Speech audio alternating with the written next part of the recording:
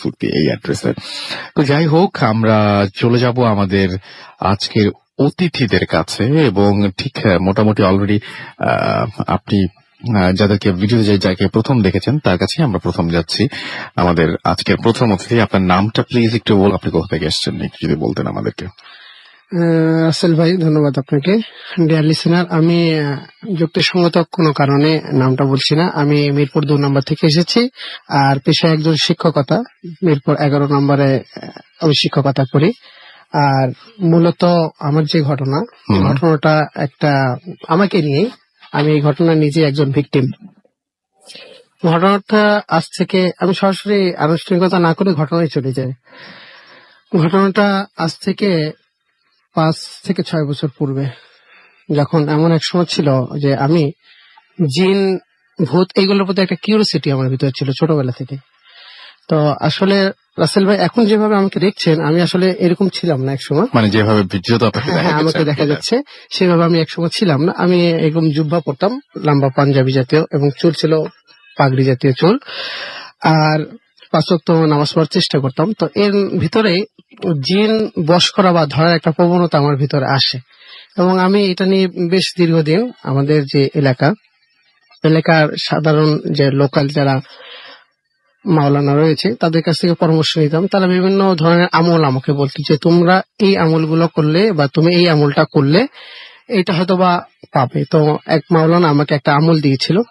তো এটা বললো যে তুমি এটা 41 জন যদি করতে পারো এবং প্রতিদিন রাত্রে এটা 1000 বার করে পড়তে হবে। তো কিছুদিন করেছিলাম, কিন্তু আমার আর সাহসিকতা কুলালো না যে আমি এটা কন্টিনিউ করে যেতে চাই। তো আমি মাঝপথে এটা বাদ দিয়ে দিলাম। এরকম 18 থেকে 20 দিন করার পর এটা বাদ দিয়ে দিয়েছিলাম। তো এরকম এক পর্যায়ে আমার বিবাহের একটা মুহূর্ত চলে আসলো। বিবাহের জন্য আমার পাত্রী দেখা হলো। তো বিবাহের একটা মুহূর্তে, বিবাহের 1 মাস পূর্বে কোনো এক রাত্রে আমাকে দেখানো হলো যে আপনার বিবাহতে কোনো জটিলতা আছে, এটা স্বপ্নের মাধ্যমে আমাকে দেখানো হলো। তো যখন দেখানো হলো, তো এখন এই জিনিসটা আমি নেগলেক্ট করলাম যে হয়তো বা স্বপ্নে আমরা অনেক সময় অনেক কিছু দেখি বা প্যারানর্মাল অনেক কিছু ঘটনা ঘটতে পারে এই জাতীয়। তো এটা আমি ইগনোর করে গেলাম যে এটা কিছু না। আচ্ছা। তো বিয়ের 1 মাস পূর্বে থেকে এর একটা প্রাদুর্ভাব দেখা গেল। যেমন আমার হবু ওয়াইফের চুল স্বাভাবিকভাবে পড়ে যাওয়া। তার চুল অনেক বড় ছিল, স্বাভাবিকভাবে চুলগুলো পড়ে যেতে শুরু করলো, এবং আমার ভিতরে একটা দুর্বলতা কাজ করলো। আমার শরীরটা ভার হয়ে আসা শুরু করলো। তো অনেকে যারা মুরব্বী, বিশেষ করে আমার মা এবং আশেপাশে যারা মুরব্বী, তারা বলল যে বিয়ের আগে মেয়ের এরকম স্বাভাবিক চুল পড়ে যাওয়া এটা একটা অকল্যাণ জাতীয়। তো আমি জিনিসটা চিন্তা করলাম হয়তোবা মুরব্বীরা এই জাতীয় কোনো কথা বলতে পারে, যে হয়তোবা শুনে আসছে তারা আগে থেকে। তো এই জিনিসটাকে ইগনোর করে দিলাম যে না, এটা বিশেষ কিছু না, এই জাতীয় নিয়ে আমার চিন্তা করা উচিত না। তো বিবাহ হলো আমার। বিবাহ হওয়ার পরে বিবাহের 18 দিনের মাথায় আমি কোনো একদিন আমার শ্বশুর বাড়ির দিকে যাচ্ছিলাম, যার পথে তার প্রথম সিমটম আমার ভিতরে দেখা যায়। সেটা হলো আমি যখন হেঁটে হেঁটে যাচ্ছিলাম। তো এর আগে একটু বর্ণনা করে নিয়ে রাসেল ভাই। সেটা হলো আমার বাসা থেকে আমার শ্বশুর বাসার দূরত্ব 10 থেকে 15 মিনিট হেঁটে যেতে লাগে, আর রিক্সা গেলে 5 মিনিট যথেষ্ট। তো আমি হেঁটে হেঁটে যাচ্ছিলাম। তো যাওয়ার পথে হঠাৎ পায়ে আমার কাটা যেত একটা জিনিস ফোটে। তো এটা আমি ইগনোর করি যে হয়তো বা কাটা যেতে কোনো জিনিস পড়ছে, এটা কিছু না, বিষয় কিছু না, চলে গেলাম। সেদিন রাত্রে স্বাভাবিক হলাম। সকালে আর আমি বেড থেকে উঠতে পারি না, আমার শরীরটা ভার হয়ে গেছে। আমি শরীর প্রতিটা পয়েন্টে বা জায়গাগুলো, বিশেষ করে জয়েন্ট পয়েন্ট যেগুলো, এগুলা প্রচুর পেইন শুরু হয়ে গেল। তো সেই অবস্থায় আমি উঠতে পারলাম না। কোন রকম আমাকে ধরে উঠানো হলো। আমার ওয়াইফ আমাকে সহযোগিতা করলো উঠাতে। তো এক পর্যায়ে আমার বাবা বলল যে ডাক্তার দেখাতে। তো আমি আমাদের লোকাল যে ডাক্তারগুলো, আগে খালিশপুর এলাকার, আমি আগে বলিনি, আমি হলাম খালিশপুরের বাসিন্দা, এটা খুলনা অবস্থিত। তো এক পর্যায়ে লোকাল ডাক্তারগুলো আমি দেখালাম। তো লোকাল ডাক্তারগুলো দেখানোর পরে তারা আমাকে বিভিন্ন ধরনের অ্যান্টিবায়োটিক এগুলো দিল, বলে এগুলো আপনি খান, খেলে হয়তো আপনি সুস্থ হয়ে যাবেন, এটা কোনো বিশেষ কিছু না। তো যখন আমি এগুলা গ্রহণ করা শুরু করলাম, 1 সপ্তাহ কেটে গেল, কিন্তু আমার শারীরিক কোনো উন্নতি হলো না আসলে, বরঞ্চ আর অবনতি হতে লাগলো। এখন এরকম অবস্থায় চিন্তা করলাম যে তাহলে লোকাল ডাক্তার না দেখি হয়তো বা ভালো কোনো ডাক্তার আমি দেখানোর চেষ্টা করি। পরবর্তীতে ওই একটা বছর ওইরকমই অতিক্রম হলো, বিভিন্ন জায়গায় বিভিন্ন ডাক্তার দেখালাম, ইভেন এমনকি ঢাকায় আসছি। আমি রিসেন্টলি ঢাকা এসেছি, পূর্বে আমি বিভিন্ন ডাক্তারখানায় এসেছিলাম, বিভিন্ন বড় বড় হাসপাতালগুলোতেও গিয়েছি। তো তারাও আমাকে মেডিসিন দিয়ে দিল, প্রেসক্রিপশন করে দিল, বললো যেটা কিছু না, জাস্ট একটা পেইন। এটা আপনি কিছু টেস্ট দিল আমাকে টেস্ট করানোর জন্য, কিছু এক্সরে করলাম। এক্সরে করার পর বললো যে না, স্বাভাবিক কিছু নেই, পায়ে কোনো সমস্যা মনে হয় না নেই আপনার শরীরে, তো আপনি এই মেডিসিন গুলো ক্যারি করেন, আপনি সুস্থ হয়ে যাবেন। তো এইভাবে আমি মেডিসিন ক্যারি করা শুরু করলাম। তো মেডিসিন যখন ক্যারি করে আসলে তখন অবস্থার আরো পরিবর্তন হতে লাগে, মানে ভালোর দিকে না গিয়ে ওটা খারাপ দিকে আরো যেতে লাগে। তো এক পর্যায়ে চিন্তা করলাম যে মেডিসিন গুলো আমি খাচ্ছি, শরীরে কোনো বিরূপ প্রতিক্রিয়া করতেছে কিনা, এফেক্ট করতেছে কিনা। তো এরকম আস্তে আস্তে ফ্রাস্ট্রেশন হওয়া শুরু হয়ে গেল আমার ভিতরে, ভালো লাগে না, কোনো কাজ করতে পারি না। আর শিক্ষকতা অনেক আগে থেকেই করি, প্রায় 10 বছর ধরে শিক্ষকতা করতেছি, ইংরেজি পড়াচ্ছি আমি, খালিশপুরে আমার নিজস্ব কোচিং ছিল। তো আস্তে আস্তে ফ্রাস্ট্রেশন হয়ে যায়, কোচিং যাওয়া বন্ধ হয়ে যায়, ভালো লাগে না, খাওয়া দাওয়া ভালো লাগে না, মাথা ঝিম পড়ে, শরীরটা ভার হয়ে যাচ্ছে। এই যে তো বিভিন্ন ঘটনা আমার সাথে ঘটতে শুরু করলো, যে মোটামুটি নিজেকে মনে হচ্ছিল যে আমি কি করব, কোথায় যাব, কার কাছে যাব, কোনো ওয়ে নেই। তো এরকম এক পর্যায়ে কোনো একদিন আমি আমার বন্ধুর দোকানে বসেছিলাম। বন্ধুর নাম হলো শাকিল, শাকিলের দোকান, কম্পিউটারের দোকান। সেখানে বসেছিলাম, এমন মুহূর্তে একটা লোক আসলো। আমরা সেখানে 3 জন বসেছিলাম, আমি, শাকিল এবং সুজন আরেক বন্ধু। তো এমন মুহূর্তে এক লোক আসলো, যে লোককে আমি কোনো সময় আগে দেখিনি, কোনো সময় দেখিনি আগে। তো এসে তিনি আমাকে ইন্ডিকেশন করে ডাক দিল, ডেকে বলল আপনি একটু বাইরে আসবেন, আপনার সাথে কিছু কথা আছে। তা আমার আশ্চর্য লাগলো যে এখানে আমরা 3টা লোক বসে আছি, যে 3 জনকে ডাক না দিয়ে কেন উনি আমাকে ডাক দিল। তো আমি আসলাম, তখন উনি বলল যে আপনার কোনো একটা সমস্যা আছে। বললাম যে কি জাতীয় সমস্যা? সে বলল আপনার কাছে কোনো একটা জিনিস আসতে চাচ্ছে, কিন্তু সে আসতে পারতেছে না। আপনার কাছে সেই জিনিসটা আসতে চাচ্ছে, এখনো আসতে চাচ্ছে, কিন্তু সে আসতে পারতেছে না। তা আমি চিন্তা করলাম যে সেই কথাটা আমার মনে পড়ে গেল, যে হয়তো আমি একসময় জিনের একটা সাধনা করতাম, কিন্তু সাধনা করতে করতে করতে করতে ছেড়ে দিয়েছি।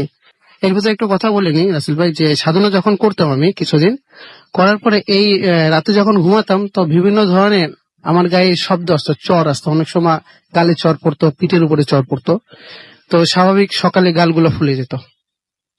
তো এটা মা যখন জানতে যেত, কেন বললাম যে হয়তো বা কোনো পিঁপড়া বা কোনো বিষাক্ত কোনো কিছু কামড় দিয়েছে, এই কারণে। এই জিনিসগুলো আর আমি তাকে বলতাম না, মাকে ইগনোর করতাম, ইগনোর করে দিতাম। ওয়াইফ জানতে চেত, ওটা আমি ইগনোর করে দিতাম। তো ওয়াইফ আমার একদিন বলল যে না, এটা আপনার কোনো কিছু না, আপনার হয়তো বা আপনি কোনো কিছু লুকাচ্ছেন এখানে। তো আমি বললাম যে হ্যাঁ, আমি একটা জিনিস লুকাচ্ছি। তখন ওয়াইফকে এই কথা বললাম। তো যাক, আমি রাসেল ভাই, আমি সেই জায়গায় চলে যাচ্ছি। তো উনি লোকটা যখন আমাকে ডাক দিল, ডাক দিয়ে বললো যে আপনার একটা সমস্যা আছে, আপনার কাছে কোনো একটা জিনিস আসতে চাচ্ছে, কিন্তু কোনো হয়তোবা ওয়ে সে খুঁজে পাচ্ছে না, বা আপনি কিছু করতে পারতেছেন না, বিধায় সে আসতে পারতেছে না, হয়তোবা সে আপনাকে একটা ক্ষতি অলরেডি করে দিয়েছে। তো আমি এই জিনিসটা, হিসাবটা তখন মিলে গেল যে হ্যাঁ, অলরেডি আমার শারীরিক অবস্থার পরিবর্তন হয়ে গেছে। তো আমি আসলে এই ক্ষতিটার ভিতরেই আছি, এটা অনুভব করলাম যে তার কথার সাথে কথাটা মিলে গেল। তো আমি যখন তার পরিচয় জানতে চাই, তখন তিনি তার পরিচয়টা দেন না। উনি বলেন যে আমি আপনাদের বাসায় যাব। বললাম ঠিক আছে, ওয়েলকাম, আপনি আসেন। কবে আসবেন? বলে কালকে আসবো। তো কালকে স্বাভাবিক অ্যাজ ইউজুয়াল উনি চলে আসলো।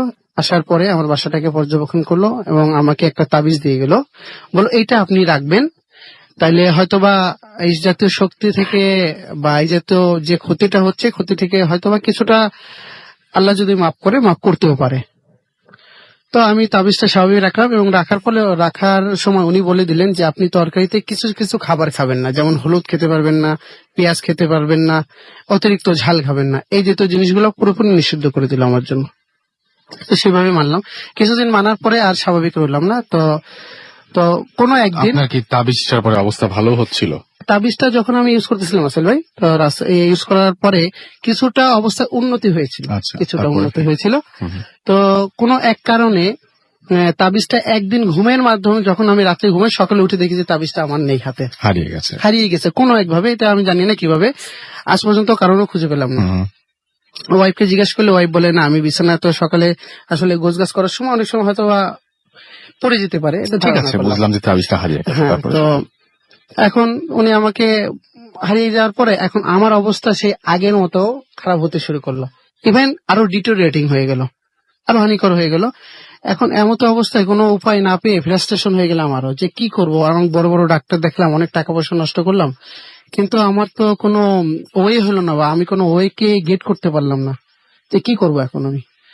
তো এমন এক সময় সেই দোকানে, যে দোকানে শাকিলের দোকানে বসেছিলাম, ওই দোকানে যখন বসে আছে তখন আমার এক বন্ধু সুজন, সে বলছে যে তুমি আমাকে একটু সময় দিতে পারো। বললাম কেন? তো তোমাকে আমি এক চাচার কাছে নিয়ে যাব। তো আমি বললাম যে আচ্ছা ঠিক আছে, আমি যাব। তো অ্যাজ ইউজুয়াল আমি গেলাম তার পরের দিন। তো যাওয়ার পরে চাচার একটু বলে দিই, চাচার নাম হলো শহীদুল ইসলাম। উনি খালিশপুর কিচেন জুট মিলে শ্রমিক। তো এখানে যখন আমি গেলাম চাচার কাছে, যাওয়ার পরে চাচা আমাকে দেখা মাত্রই বললেন যে আপনি ওই বেডে বসেন, এই বেডে না বসে ওই বেডে বসেন। তখন আমার বোঝার একটু সুবিধা হবে, মানে আপনি মেসে গিয়েছিলেন, সেই মেসে উনি একটা অন্য বেডে বসতেন। একদম বললো। তো আমার একটা অবাক হলো যে এই কেন চাচা এই বেডে বসতে না বলে ওই বেডে বসতে বললেন। তো আমি বসলাম।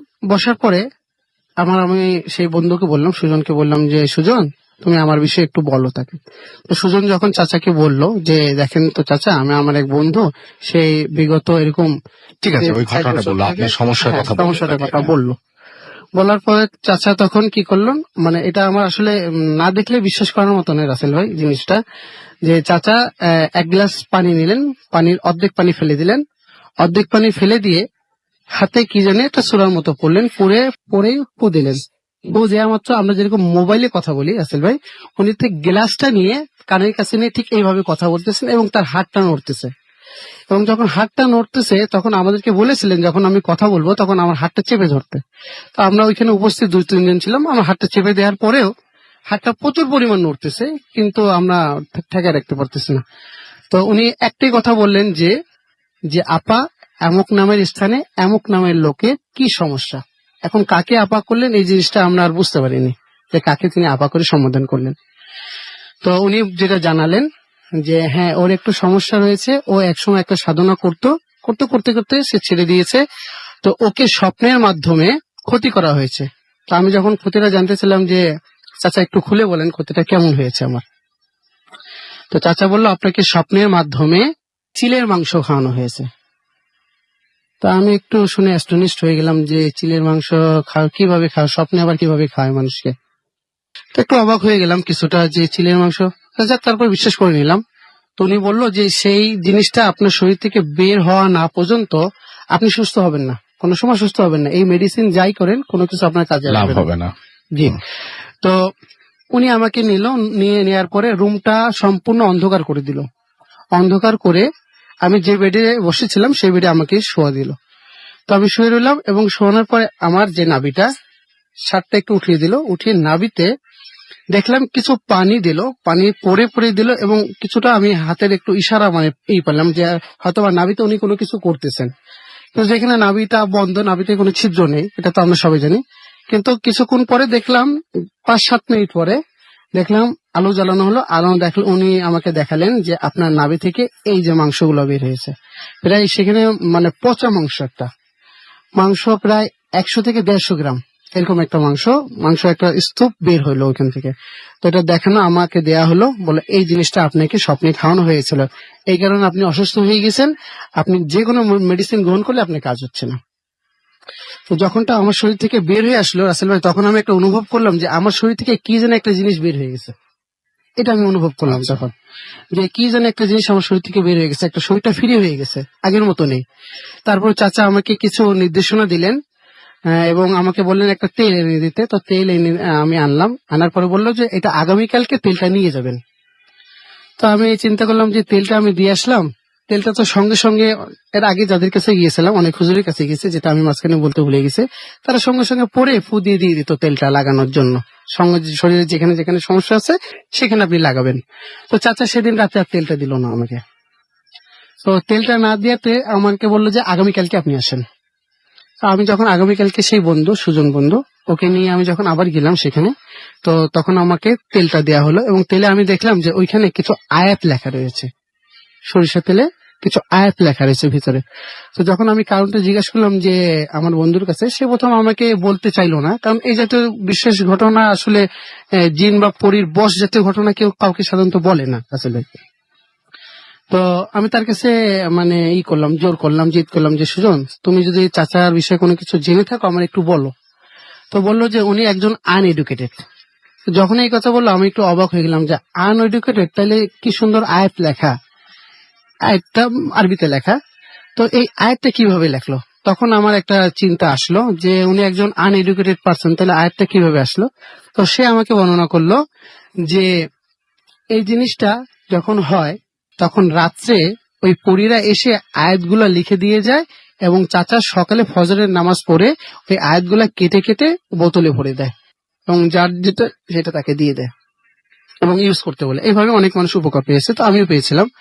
তো চাচার ঘটনা যখন জানতে চাই যে এই জিনিসটা উনি কিভাবে করে বা পরীকে কিভাবে আনলো, তো তখন সে আমাকে ছোট্ট একটা ঘটনা বলে। আমি এটা সংক্ষিপ্ত ভাবে বলতেছি আসলে, যে চাচার নিজের গ্রাম হলো বরিশাল। বরিশাল গ্রামে চাচা ছোটবেলা থেকে একটু দুষ্ট প্রকৃতির, একটু দুষ্ট স্বভাবের। তো দুষ্ট স্বভাবের হতে উনি প্রায় রাত্রেই, অধিকাংশ রাত্রে ঘুরে ঘুরে বেড়াতেন, বাসায় রাত্রে লেট করে আসতেন। তো কোনো একদিন উনি দেখতে পারেন যে তার গ্রামে একটা দিঘি ছিল, দিঘিতে উপর থেকে আসমান থেকে কিছু মেয়ে আকৃতি পরী জাতীয়, পরে বর্ণনা পেয়েছে, পরীরা আসমান থেকে নেমে আসছে। নেমে এসে ওই পুকুরে তারা তাদের গায়ে যে ওড়না জাতীয় ছিল ওইটা রেখে, সাদা ওড়না জাতীয় যেটা ছিল ওইটা রেখে তারা পুকুরে ওই দিঘিতে গোসল করা শুরু করলো। তো চাচা এই দৃশ্যটা যখন দেখতে পায় তখন সাহস করে চলে যায়, যে একটা পরীর সেই ওই ওড়নাটা হাতে ধরলে অন্যান্য পরীরা যে যার মতো অবস্থান করে তারা চলে যায়, কিন্তু ওই পরীটা আর পানি থেকে বা জল থেকে উঠতে পারে না। না পারলে তাকে বলতে হচ্ছে যে তুমি এখান থেকে চলে যাও। পরীটা তখন বললো যে তুমি এখান থেকে চলে যাও, না হলে আমি তোমাকে মেরে ফেলবো। তো চাচা বললো যা হবার তাই হবে, কোনো সমস্যা নাই, কিন্তু আমি যাব না, এটা আমি দেব না। তখন সে বলল যে তুমি কি চাও? পরীটা বলল তুমি কি চাও? তো চাচা বলতেছেন যে আমি চাই আপনি আমার কাছে থাকবেন যে কোনো ভাবে। তো ওই যে কাপড়টা চাচা কি করলো, তার বাসায় নিজের বাসায় মাটি প্রায় 15 থেকে 20 ফিট মাটির নিচে কোন একটা হাড়ির পাত্রে ওই কাপড়টা ওইখানে লুকিয়ে রাখছেন, যেটা এখনো পর্যন্ত সংরক্ষিত আছে। তো তখন তারপর থেকে আমি কিছুটা স্বাভাবিক সুস্থ হওয়া শুরু করলাম। চাচার ওই নির্দেশ পরে আমি বিভিন্ন জায়গায় আরো গিয়েছিলাম মেডিসিনের জন্য। আর এখন রাসেল ভাই যেটা হয়, মোটামুটি আমি সুস্থ, কিন্তু পরিপূর্ণ সুস্থ না। এখন যেটা আমার সাথে ঘটে সেটা হলো, এটা আমার যারা রুমমেট তারা আমাকে বর্ণনা করে যে অনেক সময় আমি হঠাৎ করে রাতে উঠে যাই, অনেক সময় আসনে বসে পড়ে বিভিন্ন ধরনের কি জিনিস জাতীয় আমি পড়তে শুরু করি। এইভাবে মোটামুটি এখন আমার দিন কাটাতে এখন মোটামুটি খুব সুস্থ নয়, এখনো অসুস্থ আছে। আর মাঝে মাঝে রাসেল ভাই এই জাতীয় সমস্যা দেখা দেয়, যেটা আমার ওয়াইফও আমাকে মাঝে বর্ণনা করছে। অনেক ধন্যবাদ আপনাকে আপনার ঘটনার জন্য। Thank you very much. আপনার এখনো পর্যন্ত সমস্যা শেষ হয়নি, সেটা আমরা জানলাম। আমরা এখন যেটা করব সেটা হচ্ছে আরো একটা ঘটনা আপনাদেরকে পড়ে শোনাবো, অর্থাৎ একটা ইমেল আছে আমাদের কাছে, সেই ইমেলটা আমরা পড়ে শোনাবো। তো এটা আমরা পেয়েছি দেশের বাইরে থেকে, এবং যিনি লিখেছেন তার নাম ফাহিম, এবং তিনি বলেছেন, I have been living in the United States since the age of 4. আচ্ছা, তিনি বলছেন এতদিন বাইরে থাকার জন্য আমি বাংলা লিখতে আর পড়তে পারি না, unfortunately, so please forgive me for typing Bangla in English. তিনি লিখেছেন যে আমি নিউ ইয়র্ক সিটিতে 1999 থেকে কুইন্সে থাকি। বলতে কোনো শরম নাই যে আমি অনেক ভীতু দেশে অনেকবার ভিজিট করেছি। আমার ফ্যামিলি ঢাকাতে থাকে, অনেক ডিফারেন্ট ঘটনা শুনেছি, but for today I want to share the story Kings Park এবং কিংস পার্কের একটা সাইকিয়াট্রিক ওয়ার্ড সেখানকার। এবং তিনি বলছেন আমার কলেজ কুইন্সের ইকা নামের একটা এলাকায়, আর আমার জামাইকা থেকে 5 মিনিট পরেই শুরু হয় লং আইল্যান্ড। অনেক বড়, এক মাথা থেকে অন্য মাথা পর্যন্ত গেলে কারে গেলেও 4-5 ঘন্টা লেগে যায়। জায়গাটা অনেকটা সারাউন্ডেড বাই নেচার, লট অনেক গাছপালা রয়েছে এবং তিনি বলছেন যে আমার এক বড় ভাইয়ের কাছে শুনেছি যে এই কিংস পার্কে ব্যাপারে এবং লং আইল্যান্ড ঢোকার পরে আরো 50 মাইল অলমোস্ট 90 মিনিটস ড্রাইভের পর জায়গাটা আসে। এটা একটি অ্যাবান্ডেন্ট গভর্নমেন্ট ওয়ার্ড এবং 1885 থেকে 1996 পর্যন্ত জায়গাটা অ্যাক্টিভ ছিল অ্যান্ড এক পয়েন্টে মোর দেন 9,000 মেন্টালি ইল পেশেন্টস এখানে থাকতো, অ্যাসাইলাম টাইপের। তার মানে এখানে মেইন ট্রিটমেন্ট অপশন ছিল শক থেরাপি অ্যান্ড বুঝতেই পারছেন তার মানে যেটা বলছিলাম আর কি। অ্যান্ড নাও জায়গাটা একটা স্টেট পার্ক হিসেবে রাখা হয়েছে, বাট সন্ধ্যা 6টার পরে ঢোকা রেস্ট্রিক্টেড। কমপ্লেক্সটার ভেতরে অনেকগুলো অ্যাবান্ডেন্ট বিল্ডিং, যেখানে না হলেও 100-র বেশি পেশেন্ট মারা গেছে। কমপ্লেক্সের ভিতরে একটি গ্রেভইয়ার্ড আছে, যেখানে সব এক্সপায়ার্ড পেশেন্টদের কবর দেওয়া হয়েছে। এবং যে বড় ভাই জায়গাটার কথা বলেছেন আমাকে, তার মতো করে বলছি ঘটনাটা। একদিন সব বন্ধু মিলে আড্ডা মারছিলাম, কলেজের ছুটি শুরু হয়েছিল, বাট আমরা কেউ এখনো বাড়ি যাইনি এবং ডর্মে বসে বসে অনেক বোরিং লাগছিল। তারপর আমার এক ফ্রেন্ড বলল একই একটা হন্টেড স্পটে যাব নাকি। জায়গাটার নাম কিংস পার্ক। আমরা 5 জন মিলে ডিসিশন নিলাম কিংস পার্ক সাইকিয়াট্রিক ওয়ার্ড, এবং আমরা 5 জন মিলে ডিসিশন নিলাম যে চল দেখে আসি, কিছু করার নাই, সময়টা ভালোই কাটবে। আমি এবং আমার ফ্রেন্ড ড্রাইভ করছি, আমার এবং সিটে ব্যাক সিটে আমরা আরো 3 জন। আমাদের কলেজের লং আইল্যান্ডের বলতে গেলে লাস্টের পরে কিংস পার্কে যেতে বেশি সময় লাগেনি। 45 মিনিট ড্রাইভ করার পরে এন্ট্রান্স সামনে আসলাম। কোনো নেম লেখা নাই পুরা কমপ্লেক্সে। অনেক বড় অ্যান্ড বড় বড় গাছ দিয়ে বাউন্ডারি দেয়া এবং লাগছে গাছগুলি পুরা কমপ্লেক্স থেকে বাহির থেকে ছাতার মতো এবং আমব্রেলার মতন লাগে আর কি। জাস্ট একটা সাইন দেওয়া, restricted area, do not enter. আমরা তাও গাড়ি নিয়ে এন্ট্রি করলাম এবং ঢোকার পরে দেখলাম যে ফার্স্ট মেইন বিল্ডিং এ একটি ক্যাসেলের মতো জ্বলছে সন্ধ্যার আলোতে, এবং সবগুলো জানালা ভাঙা, অনেক পুরনো। এবং এরপরে কমপ্লেক্সের রোডের ওপরে ড্রাইভ করা শুরু করলাম। বিল্ডিং এর পরে building, every single one abundant, কিন্তু কিছু বিল্ডিং গুলো অনেকটা ভেঙেও গেছে। এবং তারপরে আমরা ডিসিশন নিলাম যে একটু নেমে দেখি। নামার পরে মেইন বিল্ডিং এর ফেঞ্চটাতে ওভারটেক করে আমরা বিল্ডিং এ ঢুকলাম এবং 100টা রুমের সবগুলি বেডের লোহার শিকল দেয়া ছিল এবং আই গেস পেশেন্টরা ওখানে বাধা থাকতো এবং সামারের দিন ছিল। বাট জায়গাটা এত ঠান্ডা, 5 মিনিট পরেই বের হয়ে গিয়েছি। ব্যাক করার পর কারে ঢুকলাম এন্ড ডিসিশন নেওয়া হলো যে অনেক হয়েছে, এখন চল যাই। মেন বিল্ডিং এর পাশেই এন্ট্রান্সটা ছিল, বাট আমরা যখন আগের জায়গাতে গেলাম ওইখানে কোনো এক্সিট বা এন্ট্রান্স কিছুই নেই। সবাই একটু ঘাবড়ে গেলাম, বাট তাও গাড়ি দিয়ে কোন রকমের এক্সিট পাচ্ছিলাম না। বাট প্রায় 90 মিনিটস পরে হঠাৎ করে পুলিশের একটা কার সাইরেন শুনলাম এবং পিছে থেকে দেখতে পেলাম, যখন খুঁজে পাচ্ছিলাম না, কোনোভাবে কোথা থেকে বেরোতে পারছিলাম না, তখন ঠিক সেই মুহূর্তে একটি পুলিশের কার আমাদেরকে পুল ওভার করতে সিগন্যাল দিচ্ছে। ভেতরে একটু রিলিফ পেলাম যে যাই হোক, পুলিশ অফিসারকে কিছু জিজ্ঞেস করলে নিশ্চয়ই বোঝা যাবে।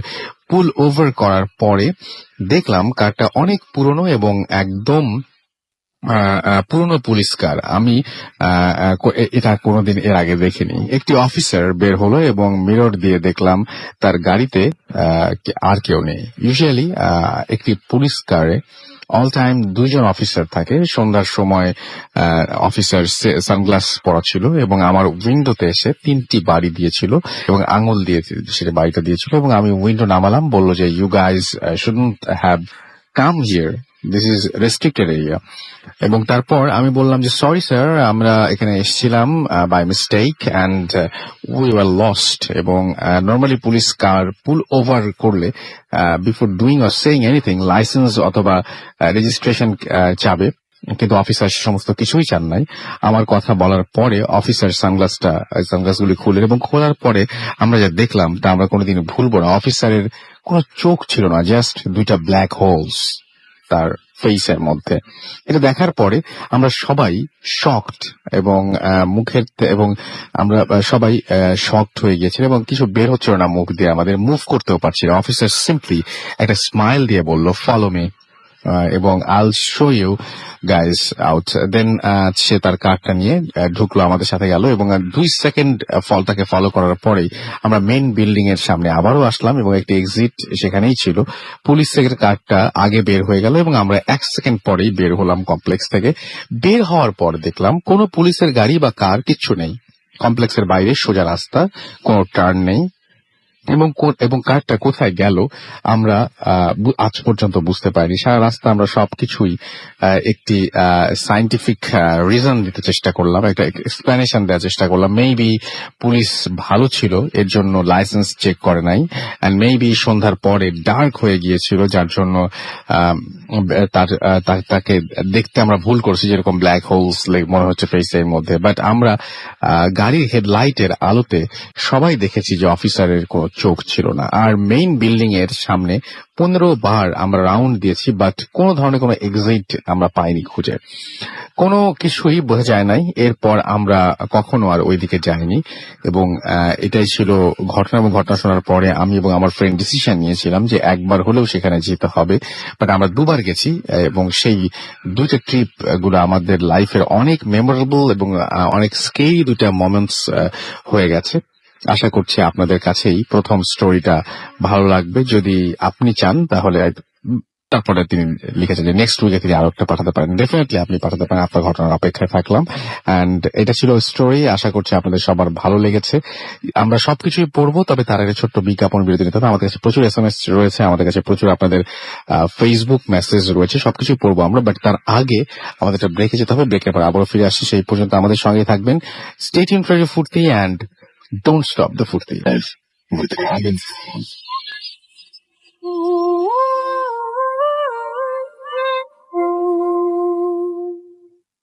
That's right, the night comes alive with গ্রামীণ ফোন। শুনছেন সবসময় রেডিও ফুর্তি 88.2 FM, চলছে ভূত FM।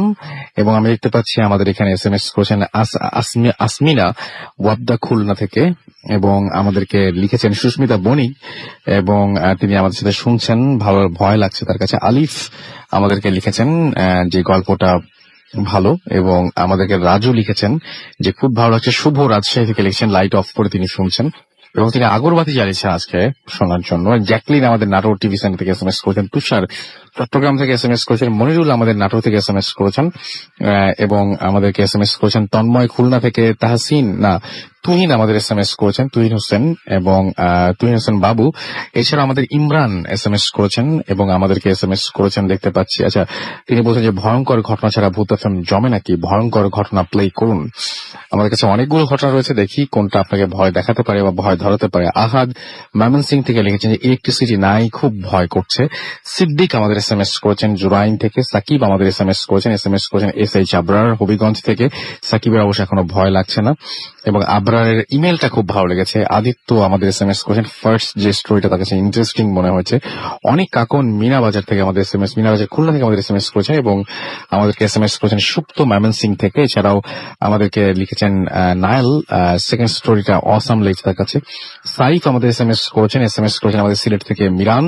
এছাড়াও আমাদের খুলনা থেকে আনোয়ার এবং তার ওয়াইফ আফরিন SMS করেছেন এবং তিনি লিখছেন উই লাভ ভূত FM এন্ড অলওয়েজ, তারা এনজয় করেন সেটা। খায়রুল আমাদের SMS করেছেন ঘাটাইল ক্যান্টনমেন্ট থেকে, এবং আমাদেরকে SMS করেছেন শাকিল রাজশাহী থেকে। আদনান সিলেট থেকে আমাদের SMS করেছেন। অমিত তালুকদার আমাদের এখানে SMS করেছেন। বাপ্পি নড়াইল থেকে আমাদের SMS করেছেন। হানিফ রব্বানি সিলেট থেকে SMS করেছেন। আরো অনেকে আপনি যদি SMS করতে চান, মোবাইলের মেসেজ অপশনে গিয়ে টাইপ করুন ফুর্তি, FORTI ফুর্তি, স্পেস দিয়ে লিখুন আপনার নাম, স্পেস দিয়ে আপনার মেসেজ পাঠিয়ে দিন 9840 নম্বরে। অবশ্যই শুরুতে উল্লেখ করুন যে এই ঘটনাটা আপনি স্টুডিওতে এসে শেয়ার করতে চান নাকি আপনি চান যে আপনার ঘটনা আমরা পড়ে শোনাবো। আমাদের হাতে সময় কম, ফেসবুকের পোস্ট গুলো পড়বো, তবে তার আগে আমাদের সেকেন্ড যে গেস্ট আর ঘটনা শুনবো আমরা। কি নাম আপনার সেটা একটু বলবেন please. Hi listeners, I'm Shihab from Mirpur, Zoo Road area. ওকে, চলে যায় আপনার ঘটনায়।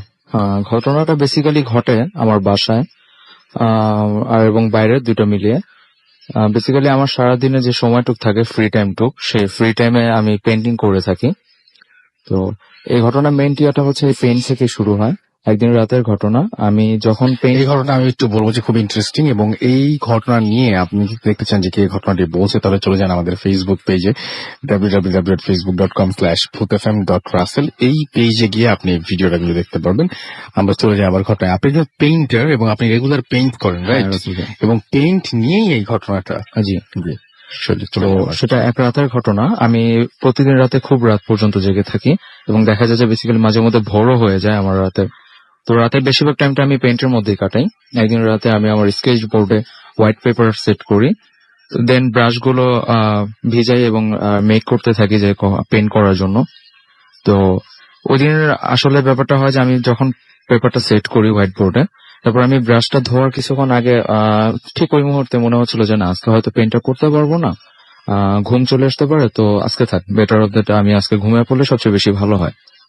তো আমি ওইটা ওইভাবে রেখে বোর্ডে হোয়াইট পেপারটা রেখে আমি শুয়ে পড়ি। তো প্রতিদিন যেভাবে শুয়ে থাকেন নর্মালি সেভাবে আমি শুয়ে পড়ি।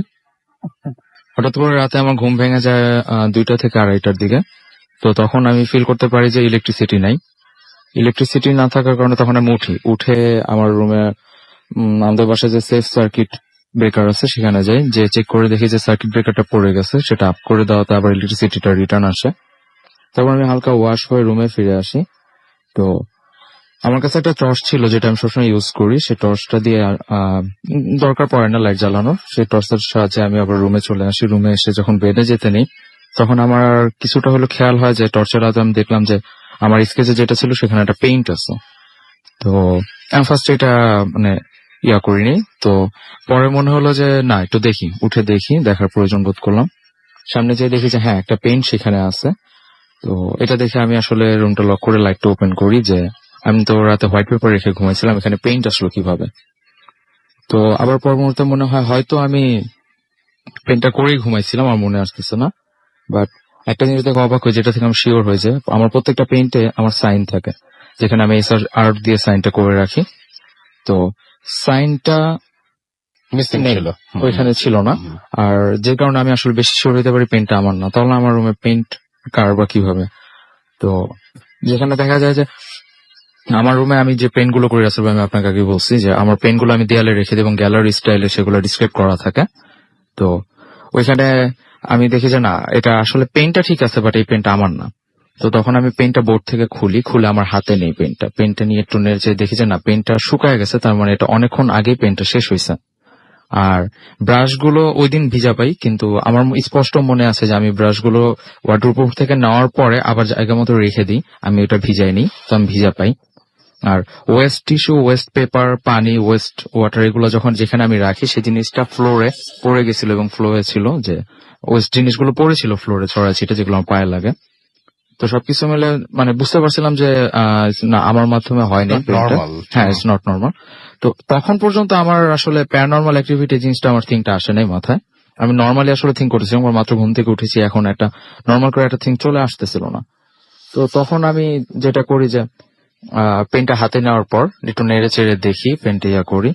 তো পেনটার সামনের মানে ফ্রন্টে যেটা পেনটা ছিল, যেটা হচ্ছে যে একটা ফুল ব্ল্যাক শ্যাডো, একটা ব্যাকগ্রাউন্ড, আর একটা মেয়ের অবয়ব ছিল এখানে খুব হালকাভাবে আঁকা।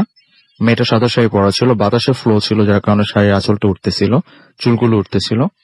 আর সবচেয়ে নোটিস করার মতো যে ব্যাপারটা হচ্ছে যে মেয়েটার ডান হাতটা বের করা ছিল এবং হাতের ইশারায় বোঝানো হচ্ছিল যে আমাকে ডাকা হচ্ছে বা এরকম কিছু। আমাকে না, যে এখানে যেই থাকুক তাকে ডাকা হচ্ছে। তো আসলে নর্মাল চোখে এটা এড়িয়ে যাওয়ার কথা ছিল, বাট আমি যেহেতু নিজে পেইন্ট করি সেই জন্য আমি এর জিনিসটা ধরতে পারি।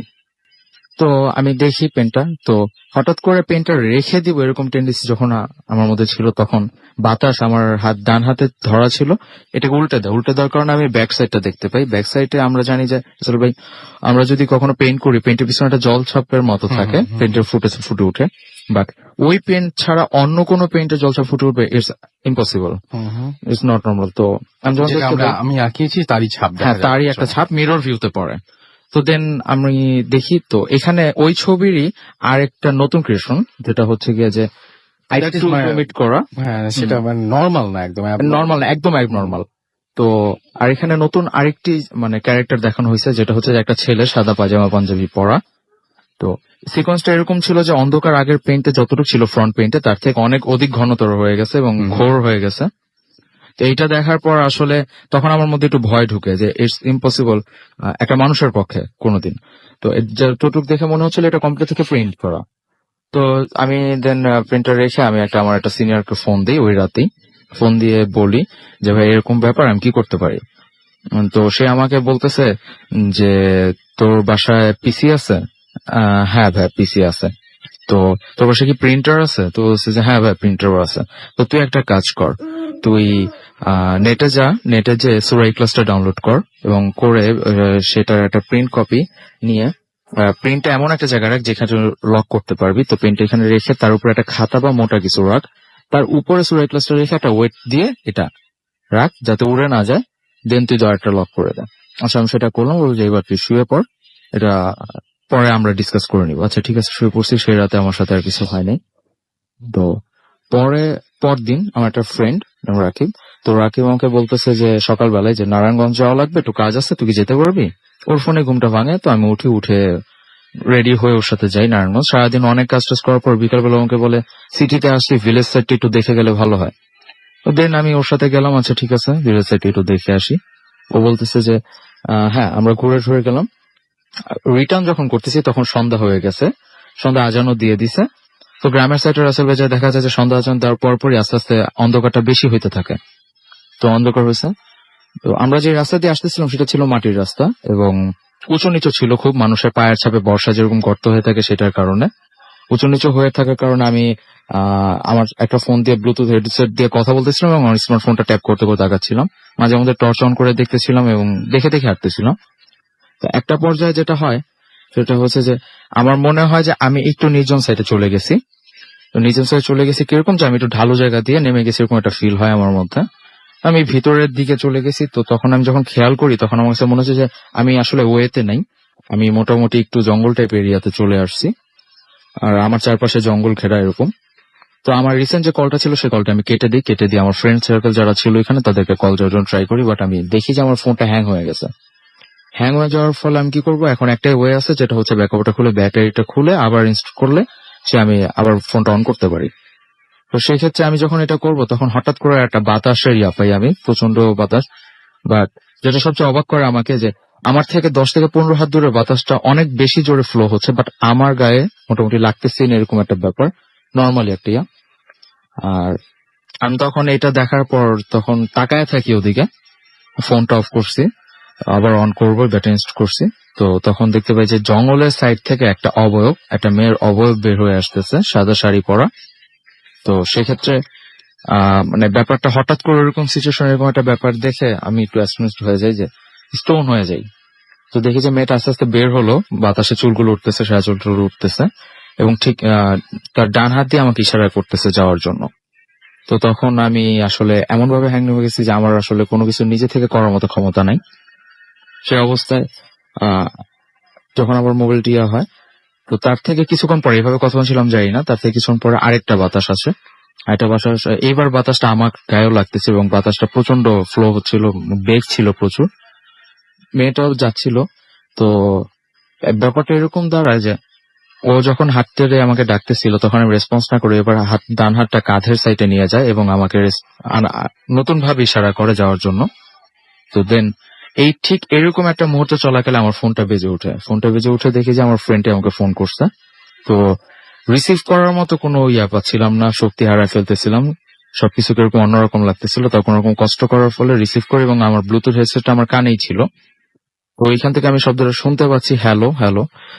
আমি খেয়াল করি না যে যখন আমার ফুল অ্যাটেনশনটা আমার ফোনের দিকে চলে গেছে, তারই কোনো একটা সিচুয়েশনে আবার বাতাসের মাধ্যমে মেয়েটা ঠিক যেদিক দিয়ে বের হয়েছিল সেদিক দিয়ে সামনে আরো 10 থেকে 15 হাত দূরে আবার ওই ড্যান্সার দিয়ে আস্তে আস্তে মিলিয়ে গেছে।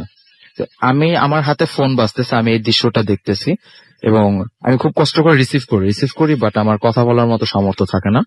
তো আমি মানে শুনতে পাই যে আমি ব্লুটুথ দিয়েও হ্যালো হ্যালো কথাটা শুনতে পাচ্ছি আমার ফ্রেন্ডের, বাট আমার জেনারেল এয়ার যেটা দিয়ে আমার কিছু আমি নর্মাল এয়ার শুনতেছি, তো সেটা দিয়ে আমি শুনতে পাচ্ছি যে হ্যালো হ্যালো। তো তখন আমি বুঝতে পারি যে ও আমার আশেপাশে কোথাও আছে। তো আমি যেহেতু কথা বলতে পারতেছি না, ওকে ডিরেকশন বলা তো দূরের কথা, আমি জাস্ট হ্যালোটাও বলতে পারতেছি না। তো সেক্ষেত্রে আমি একটা ট্রিক ইউজ করি কি, যে সেখানে প্রচন্ড শুকনা পাতা, তারপর অন্য কিছু ছিল যেটা হাঁটলে শব্দ হবে। তো আমি একটু ট্রিক করে দাঁড়ানো অবস্থা থেকে ঠাস করে বসে পড়ি, যার কোনো শব্দ হয়। এই শব্দটা পাওয়ার ফলে ওরা বুঝতে পারে যে আমি কোথায় আছি। তো ওরা হুড়মুড় করে চলে আসে। চলে আসার পর আমার কাছে এসে আমাকে পায় ওইভাবে।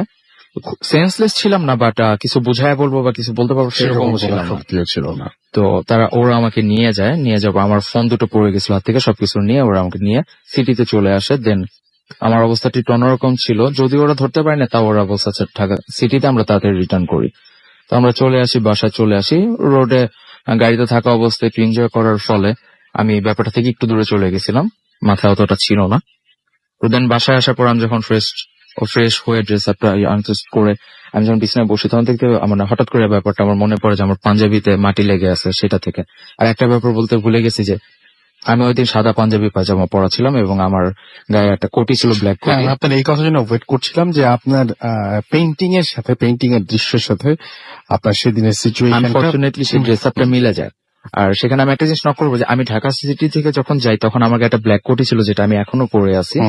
বাট আমি যখন ওইখান দিয়ে ঢুকি বা ওই সিচুয়েশনে ছিলাম তখন আমার গায়ে কোটিটা ছিল না। তো সেই জিনিসটা মনে পড়া মাত্র আমার ফ্রেন্ডকে ফোন করি যে আমার গায়ে তো ব্ল্যাক কোটি ছিল যেটা তোরা দেখছিস, তো সে কোটিটা কই। তো বলছে যে রাস্তায় তো তোর সাথে কথা বলার মতো কোনো অবস্থা ছিল না, তো সেক্ষেত্রে আমরা কিছু বলতেও পারিনি।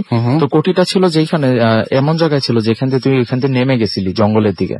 তো কোটিটা ছিঁড়াও ছিল না, নর্মালি খোলা ছিল এবং হাত দিয়ে উপর থেকে ফেলে দিলে যেভাবে পড়বে ঠিক সেভাবে পড়া ছিল।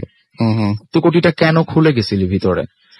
তো আমি আর কিছু বলি না যে আমার আসলে না, আমি তো খুলে যাইনি বা এরকম কিছু মনে পড়তেছে না। অবশ্যই কোটি আমার, তো আমি ফোনটা কেটে দিই।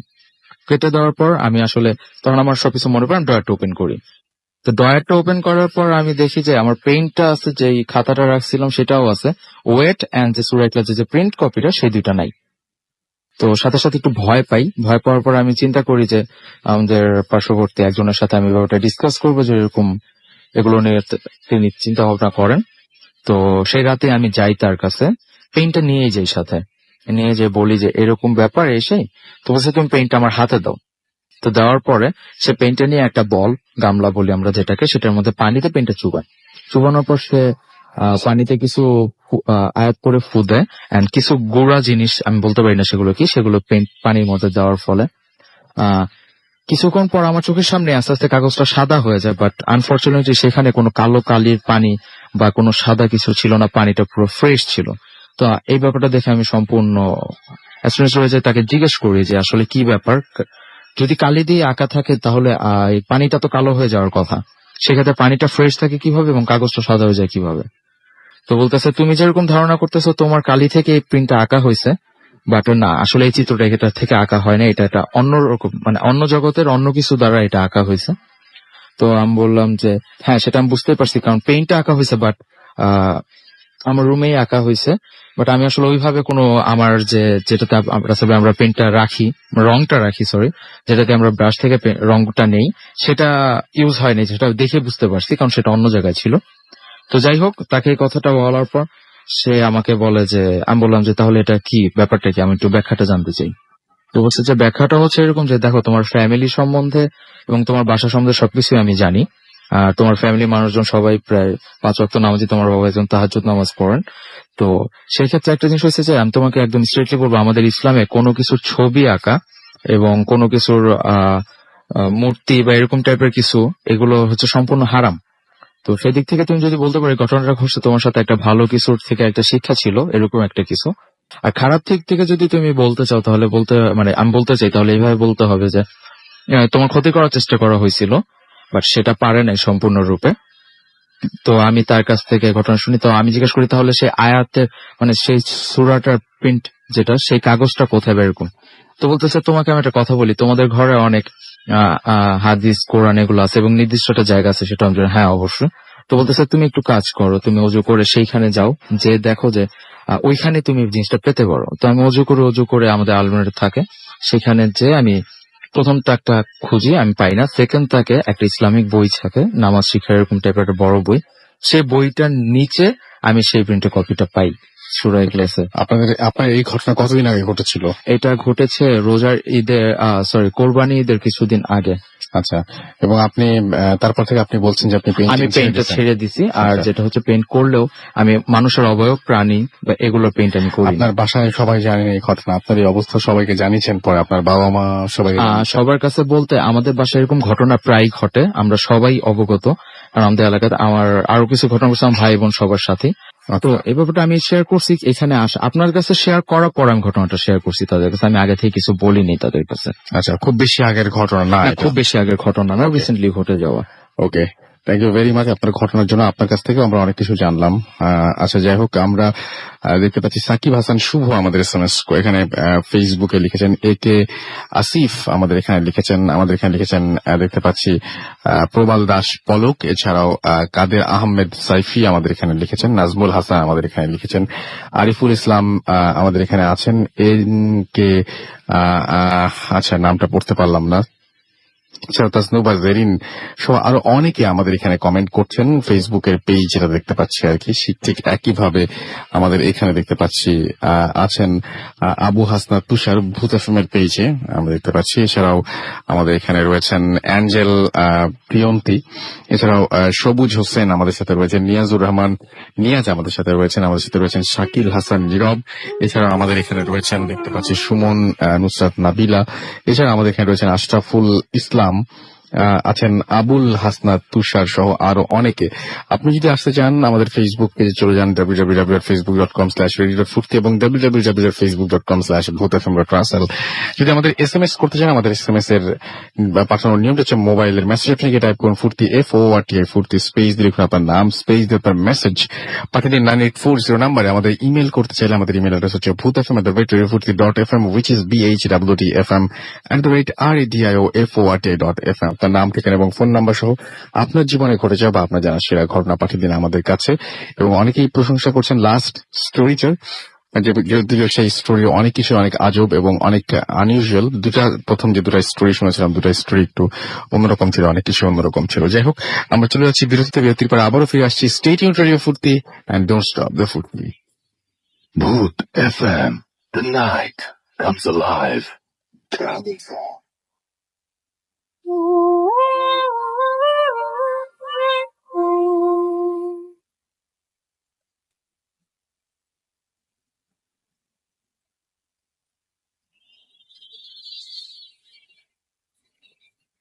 আসসালামু আলাইকুম।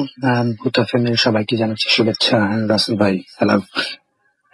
আমি যে ঘটনাটি বলতে যাচ্ছি, ইটস দ্য মোস্ট রিসেন্ট ঘটনা আমার লাইফে। এই ইয়ারেই বাংলা নববর্ষের দিন আমরা আসলে আমি আমার ব্যাপারে কিছু বলি। আমি এখানে গত 10 বছরের উপরে হবে আমি আছি, এন্ড আমি অনেক কিছু এক্সপেরিয়েন্স করেছি আসলে। তো এটা এই ঘটনাটা ছিল লাস্ট এক্সপেরিয়েন্স আমার কয়েক মাস আগেই। ঘটনার ব্যাকগ্রাউন্ড হচ্ছে, আমি ম্যানচেস্টার যাওয়ার কথা ছিল সেদিন রাতে, আমি গিয়েছিও। তো আমরা যেদিন পার্টি করি বাঙালি, আমাদের নববর্ষের পার্টি করছি কাপুর বাসায়। তো ফ্রেন্ডস এন্ড ফ্যামিলি মিলে আমরা পার্টিটা করছি। তো পার্টি করে সেদিন রাতে 11টার সময় আমি বেরোইছি আমার ব্র্যান্ড নিউ কার নিয়ে, which is Mercedes S63 AMG, which is 6.3 liter engine. The reason আমি বলতেছি because এই গাড়িটা হচ্ছে আপনার one of the most advanced state-of-art technology of Mercedes, which doesn't go wrong, shouldn't go wrong when you buy brand new. যাই হোক, আমি আমার ওই গাড়ি নিয়ে বেরোইছি। let me tell you, Manchester যাওয়ার জন্য আমার বাসা থেকে প্রথমে A46 মোটরে নিতে হয়, তারপর M11, M25, M1, M6 and at the end M56. তো আমি বেরোয় যখন A46 দিয়ে যাচ্ছি, it was fine, everything is good, my car was okay, I checked it out before আমি বাসা থেকে বেরোই। তারপর M11 এ যে যখন M25 এ এক্সিটটা নিব, তখন দেখি যে এক্সিট বন্ধ, ওখানে ডাইভার্টেড ট্রাফিক দিয়ে M11 ফলো করতে।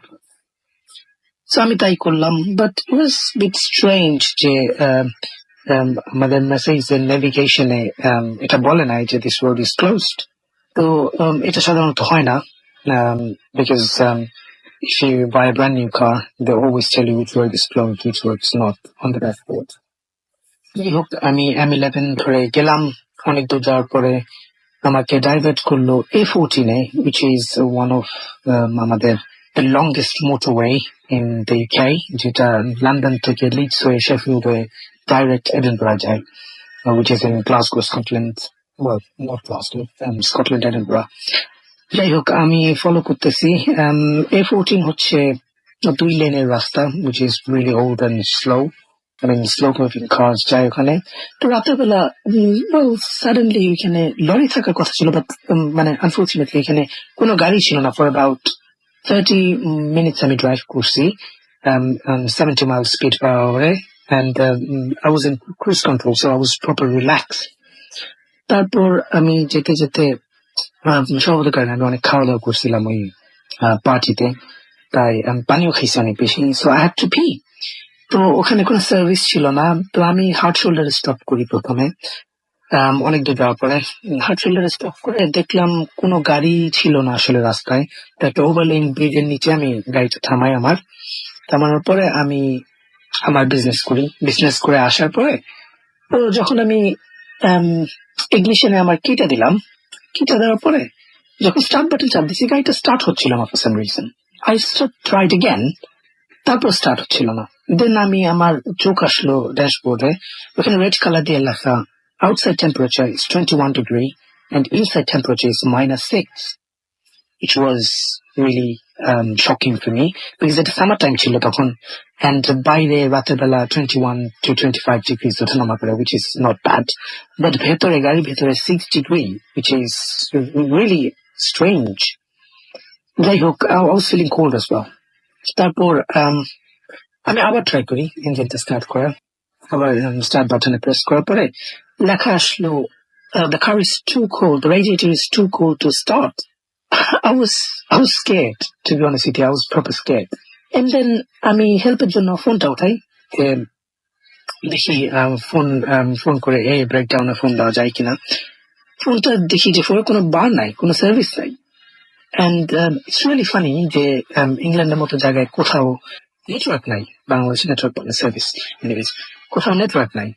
তো I was freaked out proper. তো আমি ওখানে বসেছিলাম কতক্ষণ, বসে থেকে আবার স্টার্ট দেওয়ার ট্রাই করছি, স্টার্ট হলোই না। তারপর একজন স্মোকারের জন্য স্ট্রেসফুল হইলে যা হয় আর কি, স্ট্রেস লেভেল হাই হইলে আমি একটা সিগারেট ধরাই।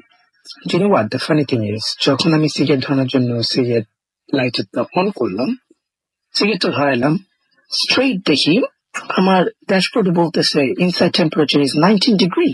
So I was kind of shocked যে কি হলো, বুঝতে পারতেছিলাম না আশেপাশে। তা কোনো গাড়িও যাচ্ছিল না যে আমি হেল্পের জন্য ট্রাই করবো, আর যদি অনেক হেল্প কেউ করবেও না এখানে। সো এখানে অ্যাবাউট 20 minutes আমি এখানে দাঁড়াইছিলাম সেম স্পটে।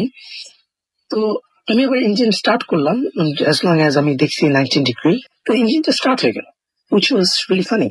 স্টার্ট হয়ে তখন আমি যখন গাড়িটা টানা শুরু করলাম, I was in the same speed, no problem with the car. আমি তখন একটু সামনে যেয়ে about আরো 20 minutes ড্রাইভ করার পরে আমি একটা সার্ভিস পেলাম। সার্ভিস পেয়ে ভাবলাম যে আচ্ছা আমি হয়তো বা টায়ার্ড ছিলাম, সেজন্য হ্যালোসিনেট হয়েছে, অথবা গাড়ির কোনো প্রবলেম ছিল, so let's have a coffee. তো কফিটা নিয়ে যখন আমি আমার কারে ব্যাক করলাম আবার, তখন একটা মেসেজ আমার ড্যাশবোর্ডে আসলো। I was super surprised by seeing this. যেটা ছিল ওয়েলকাম টু ইংল্যান্ড। অ্যান্ড এই মেসেজটা ড্যাশবোর্ডে আসে তখনই যখন আপনার গাড়ি ইংল্যান্ড থেকে বাইরে যায়, মানে ইউরোপের যে কোনো দেশে যায়, অথবা ইউরোপ থেকে গাড়িটা বাইরে যায়।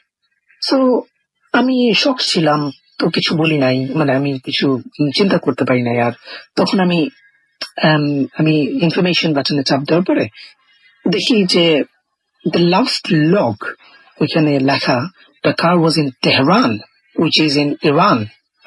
Also it was 20 minutes, it was there on an immobilizer, basically tracking device.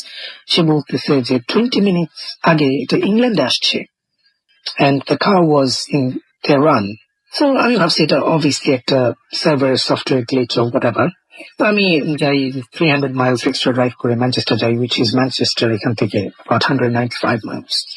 Then আমি আমার ফ্রেন্ডে পিক আপ করি, দেন নো প্রবলেমস, আমি বাসে চলে আসি পরের দিন রাতে বাসে চলে এসে আমি দেন মার্সিডিস কে ফোন দিই। ফোন দেওয়ার পরে মার্সিডিস আমাকে বলে কি ওকে well give us about 5 days we will actually check it out. And তারা যতটুকু আমাকে ইমেল করলো, ইমেলে বলা আছে যে the car was in Tehran for about on that day for 8 minutes. I got freaked out again. তখন আমি আবার মার্সিডিসকে ফোন দিই ওই লেটারটা পাওয়ার পরে 5 দিন পরে। আমি বলছি হাউজ দ্যাট পসিবল? তখন ওই লোকটা আমাকে ওই পাশ থেকে বলে কি well this is not possible definitely, because এখানে হইতে পারে যে গভর্নমেন্ট স্যাটেলাইট লিঙ্কে যে কোনো প্রবলেম অথবা সফটওয়্যার কোনো গ্লিচ ছিল, তো ওরা তখন গ্লিচটা খুঁজে পায়নি। সো আমি তো বলছি আচ্ছা when you find out can you let me know? They said okay definitely they will let me know by writing me a letter. তো অ্যাকচুয়ালি আমি যখন এই ঘটনাটা রাসেল ভাইকে পাঠাই that was about 2 weeks before ঈদে, তো তখনও আমার কাছে সেই লেটারটা আসে নাই। দীর্ঘ অনেকদিন পরে লিটারালি আমি এই উইকে সেই লেটারটা পেয়েছি। লেটারের মধ্যে লেখা আছে there wasn't any software glitch and government to satellite use করে নাই যে ওদের ট্র্যাকিং ডিভাইস ডিসেবল হবে, so nothing to, so they are definitely sure the car was in Tehran for 8 minutes and they were asking me question how did you travel. And আমি আবার phone দিই, phone দেওয়ার পরে I was okay. I said to them that listen this is not possible because I was on that day obviously you tracked out I was in Manchester. আমার ঘটনাটা আমি জানি না মানে কি হইছে বা কি হইতে যাচ্ছিল সেদিন, but I was pretty scared and এটা ছিল আমার experience to be honest. Thank you very much. Bhoot FM. The night comes alive with Ramin Song.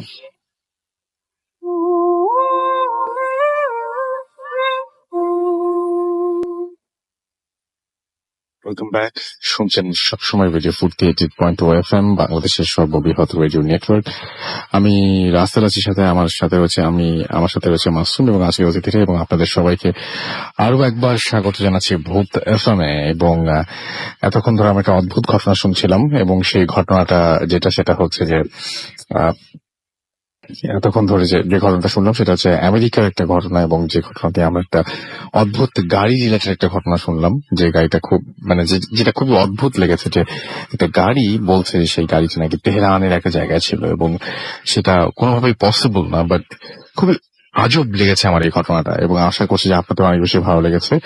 আচ্ছা, এটা ইউকের ঘটনা ছিল, নট আমেরিকা, এটা ইউকের একটা ঘটনা ছিল, এবং ইউকে থেকে সেই গাড়িটা বলছিল যে তেহরানে চলে গেছে, এবং এটা কোনো টেকনিক্যাল ডিফিকাল্টিজ বা কোনো ধরনের কোনো ঝামেলা বা কোনো ফল্ট ছিল এরকম টাইপেরও কিছু না। কিভাবে হলো ওই মুহূর্তটা, কিভাবে তিনি তেহরানে গেলেন, এই ব্যাপারটা আসলে অনেক প্রশ্নের ব্যাপার। যাই হোক, আমরা আবারও একটু SMS পড়ে আসি। আমাদের এখানে অনেকে SMS করছেন, এবং আমি দেখতে পাচ্ছি আমাদেরকে অনামিকা SMS করেছেন ফরিদপুর থেকে, এবং স্টোরিগুলো তার কাছে ভালো লাগছে। আদনান আমাদের এখানে ময়মনসিং থেকে SMS করেছেন আমাদের এখানে রাত্রি এবং প্রাপ্তি ময়মনসিং থেকে। এছাড়া আমাদের এখানে তাজু SMS করেছেন, এছাড়া SMS করেছেন আমাদের এখানে দেখতে পাচ্ছি ফুর্তি তপু দিদার আমাদের এখানে SMS করেছেন, আমাদের এখানে SMS করেছেন আবিরা চট্টগ্রাম থেকে। এছাড়াও আমাদের এখানে রয়েছেন সৌরভ, এছাড়াও আমাদের এখানে RTI, আচ্ছা অস্থির আমান আমাদের এখানে রয়েছেন ধানমন্ডি থেকে। শুভ ওয়াসা থেকে SMS করেছেন, আমাদের এখানে রাজশাহী থেকে SMS করেছেন। লাস্ট স্টোরিটা অনেক ভালো লেগেছে শুভর কাছে। এবং এছাড়া আমি দেখতে পাচ্ছি আমাদের এখানে অনেকেই এখন SMS করছেন। সৌমিক SMS করেছেন আমাদের এখানে ময়মনসিং থেকে। বাপি নড়াইল থেকে SMS করেছেন। নাজ আমাদের এখানে SMS করেছেন ধানমন্ডি থেকে। এবং অ্যাজ ইউজুয়াল তিনি ভূত এফএম এর সাথে রয়েছেন। লাস্ট স্টোরিটা তার কাছে অনেক বেশি ভালো লেগেছে। আসিফ নেহাল আমাদের সাথে চাঁপাইনবাবগঞ্জ থেকে রয়েছেন। এছাড়া আমাদের সাথে রয়েছেন দেখতে পাচ্ছি সিজান, এছাড়া আমাদের সাথে রয়েছেন দেখতে পাচ্ছি আরো অনেকেই। আমাদের এখানে বাহার রয়েছেন খিলগাঁও থেকে, মোস্তাক বেলি রোড থেকে আমাদের এখানে রয়েছেন, রুকু রাজশাহী থেকে রয়েছেন, আরিশা এবং আলিশা দুজন আমাদের সঙ্গে রয়েছেন ভূত এফএমের সাথেই। এছাড়া দেখতে পাচ্ছি ফেসবুকে অনেকেই আমাদের এখানে লেখা পাঠিয়েছেন, অনেকে পোস্ট করেছেন, কমেন্ট করেছেন, সেগুলো আমি একটু পড়তে চাই। আমি দেখতে পাচ্ছি আমাদের এখানে ঘুম পাচ্ছে তবু ভূত এফএম শুনছেন ইয়ামিন নদী, এছাড়াও দীপক দাস আমাদের এখানে রয়েছেন, এবং আমাদের এখানে রয়েছেন দেখতে পাচ্ছি SRK ইফতেকার তিনি রয়েছেন আমাদের সাথে। ইমরান হুসাইন আমাদের সাথে রয়েছেন দেখতে পাচ্ছি রাশিদুল ইসলাম রাসেল, এছাড়াও আমাদের এখানে রফিকুল ইসলাম আছেন, আর যে আরাফ আমাদের এখানে রয়েছেন, আমাদের এখানে রয়েছেন নিশা লোপা, এছাড়াও JS মিলন আমাদের এখানে রয়েছেন, মনিকা মনি আমাদের এখানে আছেন কাদের আহমেদ সাইফি সহ আরো অনেকে। এছাড়াও আমাদের যে ভূত এফএমের যে পেজটা, সেই পেজেও অনেকে রয়েছেন। এখানে আমি দেখতে পাচ্ছি যে এখানে রয়েছেন মেহেদি হাসান, এছাড়া আমাদের এখানে রয়েছেন আজম খান, আমাদের এখানে আছেন আজম খান আছেন, তিনি অবশ্য জানিয়ে দিয়েছেন তিনি আছেন আমাদের সঙ্গে। আরিফুর রহমান জিতু আমাদের সাথে রয়েছেন, ফাবলিহা আলিয়া আতিয়া ইবনাথ আমাদের সাথে রয়েছেন, সমিত আহমেদ আমাদের সাথে রয়েছেন, জয় রাহি আমাদের সাথে রয়েছেন, আব্দুল আলিম সৈকত আমাদের সাথে রয়েছেন, প্রান্ত মজুমদার আছেন আমাদের সাথে, মোহাম্মদ বাইজিদ হক আমাদের সাথে রয়েছেন, NJ নিপসন আমাদের সাথে রয়েছেন, নিপসন ওকে। আমাদের এছাড়াও আমাদের সাথে রয়েছেন জাহিদ বিন বাহার সহ আরো অনেকে। যাই হোক, আপনি যদি আমাদেরকে SMS করতে চান, মোবাইলের মেসেজ অপশনে গিয়ে টাইপ করুন 40F40 স্পেস দিয়ে লিখুন আপনার নাম, স্পেস দিয়ে আপনার মেসেজ পাঠিয়ে দিন 9840 নাম্বারে। যদি আমাদেরকে ইমেল করতে চান, আমাদের ইমেল অ্যাড্রেস হচ্ছে bhutfm@radio40.fm, which is bhwtfm@radioforti.fm। আপনার নাম, ঠিকানা এবং ফোন নাম্বার সহ আপনার জীবনে ঘটে যাওয়া বা আপনার জানা সেরা ঘটনা লিখে পাঠিয়ে দিন আমাদের কাছে। এবং ঘটনার শুরুতে অবশ্যই উল্লেখ করুন যে ঘটনাটি আপনি স্টুডিওতে এসে শেয়ার করতে চান, নাকি আপনি চান আপনার ঘটনাটা আমরা পড়ে শোনাই, এবং যারা দেশের বাইরে রয়েছেন তারা সরাসরি আপনাদের ঘটনাটা আমাদেরকে অডিও ক্লিপের মাধ্যমে রেকর্ড করে পাঠিয়ে দিতে পারেন, এবং সেই অডিও ক্লিপটা যদি সিলেক্টেড হয় ডেফিনেটলি আমরা সেটা প্লে করব। যাই হোক, আমরা আপাতত চলে যাচ্ছি আমাদের পরবর্তী অতিথির কাছে। আপনার কাছে, আপনি একটু ওই পাশে যেয়ে বসবেন, এবং তারপরে আমরা আপনাদের কাছে আবারও ফিরে আসবো। ইন দ্য মিন টাইম আমাদের SMS করতে ভুলবেন না, আমাদেরকে ইমেইল পাঠাতে ভুলবেন না, আমাদের ফেসবুকে লিখতে ভুলবেন না। আপনার নামটা প্লিজ একটু বলবেন, এবং আপনি বলবেন কোথা থেকে এসছেন। Hello listeners, this is Raj and I came from Uttara. তো আমি কি ঘটনাটা বলবো, অ্যাকচুয়ালি এই ঘটনাটা অনেক আগের ঘটনা, আজ থেকে প্রায় 40 থেকে 50 বছর আগের ঘটনা। আমার নানার সাথে ঘটে যাওয়া একটা কাহিনী। আমার নানা অনেক ধার্মিক একজন লোক ছিল। তো একদিন উনি সকালবেলা নামাজ পড়ে বাসার দিকে আসছে, তো হঠাৎ করে একটা পাগলের সাথে দেখা হয়। উইদাউট ড্রেস একটা পাগল ছিল। তো পাগলটার সাথে যখন দেখা হয়, পাগলটা আমার নানাকে আটকিয়ে বললো যে তোর পকেটে টাকা পয়সা আছে, তুই আমাকে টাকা পয়সা দে, আমি অনেক ক্ষুধার্ত, আমার কিছু খেতে হবে, তুই আমাকে টাকা পয়সা দে। তো নানা তখন অ্যাভয়েড করে গেল, কেননা নানার কাছে খুব সামান্য পরিমাণে টাকা ছিল, এবং উনি যেখানে যাচ্ছিল সেই টাকাটা দিয়ে কোনো একটা ইম্পর্টেন্ট কাজ করতে হতো। তো দ্যাটস ওয়াই উনি অ্যাভয়েড করে গিয়েছে। বাট সেই পাগলটা বলছিল যে তোর পকেটে টাকা আছে, তুই কেন না বলতেছিস। তো পাগলটা এমনটা বলেছিল 1 টাকা 5 শিকা।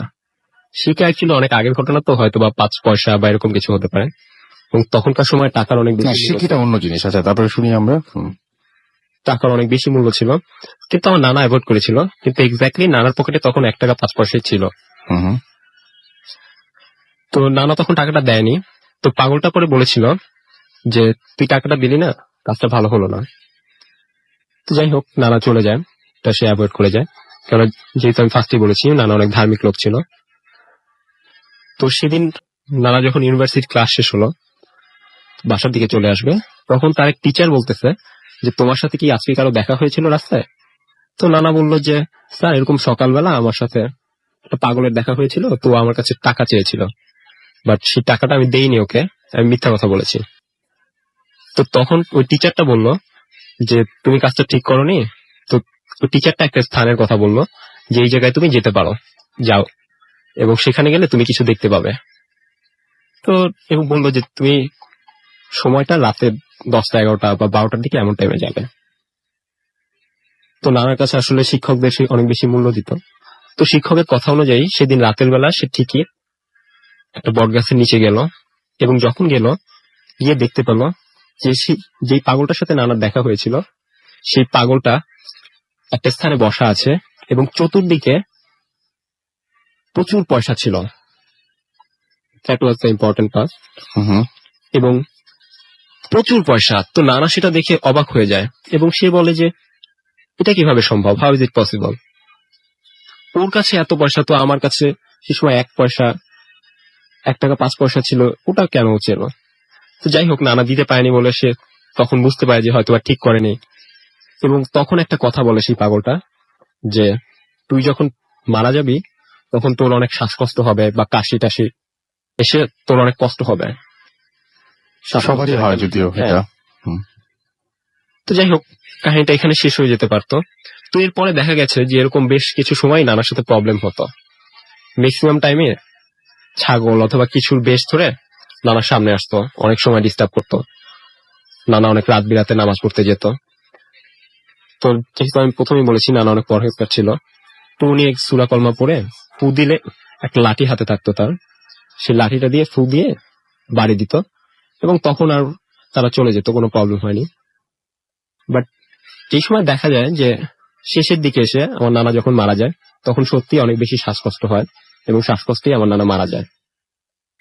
এবং এরপরে যেটা হয়, এই কাহিনীটা এখানেও শেষ হয়ে যেতে পারতো, বাট একটা বংশ পরম্পরার একটা বিষয় চলে আসে যে আমার নানা মারা যাওয়ার বেশ কিছুদিন পরে আমার বড় মামার সাথে, দ্যাট মিনস আমার নানার বড় ছেলের সাথে হঠাৎ করে একদিন একটা পাগলের সাথে দেখা হয় এবং সেই পাগলটা উইদাউট ড্রেসে কমন টাইপ একটা পাগলই ছিল।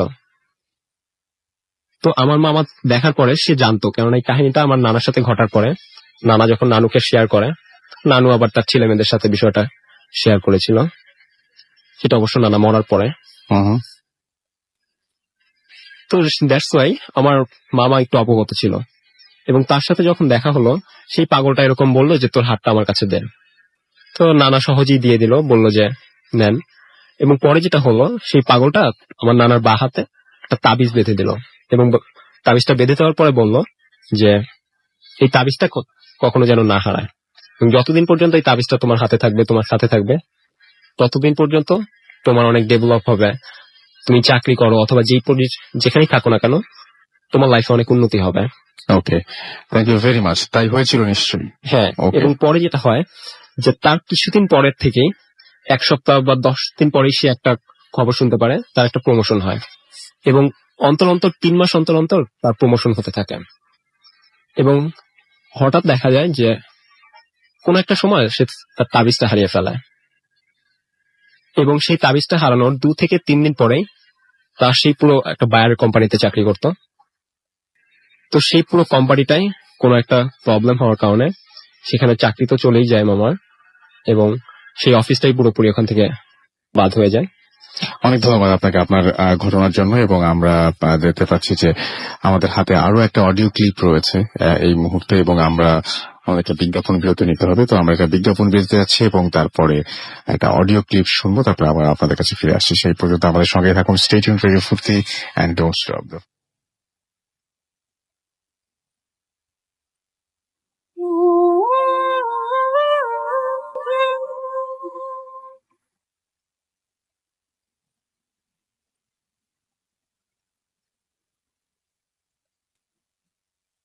আসসালামু আলাইকুম রাসেল ভাই, আশা করি ভালো আছেন। আপনি সবসময় ভালো দলে। আমার নাম আলম, আমি সিঙ্গাপুরে 4 বছর কাজ করতাম। সেই সময় ঘটে যাওয়া আমার জীবনে একটি ঘটনা আজকে আমি আপনাদের সাথে শেয়ার করব।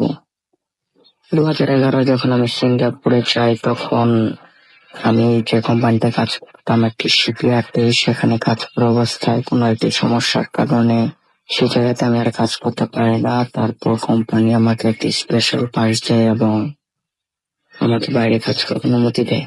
সেই সময় আমি নতুন অবস্থা থাকার কারণে আমি তেমন কোনো জায়গা বা কাজ নেওয়ার মতো কোনো প্লেস আমার চেনা ছিল না, যার কারণে কোনো কাজ অভাবে আমাকে থাকতে হতো। সমস্যার কারণে হয়তো দিনে ফেলে যেতে হতো, এরকম হয়। তারপর আমি আমার এক ফ্রেন্ডকে ফোন করলাম যে আমার জন্য একটা কাজের ব্যবস্থা করতে। তারপর সে আমাকে বললো তার কাছে একটি জব আছে, সে একটি হাসপাতালে জব করে, সেজন্য আমাকে বললো যে তার সাথে দেখা করার জন্য। তখন আমি তার সাথে দেখা করলাম এবং সে আমাকে বললো সমস্যা নাই, আমরা তো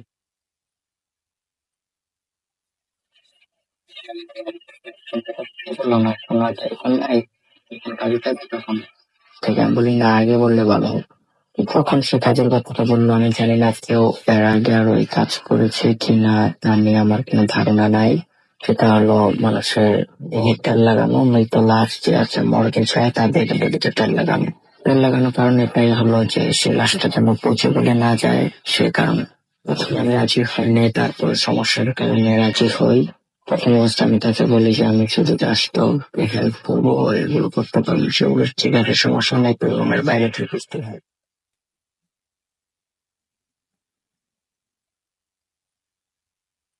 ঠিক আমাদের ডিউটি শুরু, আমাদের 2টা 3টা এরকম লাশ আসে। লাশ আসার সময় পর্যাপ্ত পরিমাণ সবাই ড্রিঙ্ক করে 2জন।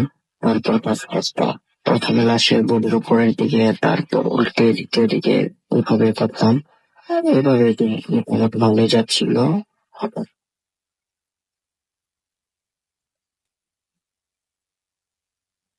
যার কারণে আমি একটু পরে কাজে আসি এবং আমার বন্ধু হাসান সে আজই চলে আসে। আর আমার একটু শরীর খারাপ ছিল, যার কারণে সে বলতেছে কাজে আসার পর চলে যাবে। আমি একটু কিছু না বলি এবং সে বললো সে আর কাজকে মানে এখন রুমে ফেলে যাবে। তারপর আমি তাকে বললাম ঠিক আছে, তুই রুমে যা, আমি দেখি। তখন তো কোনো লাশ টাশ আসে না এরকম। সে রুমে ফেলে দিয়ে আমি বসে রয়েছি। এমন সময় প্রায় রাত্রে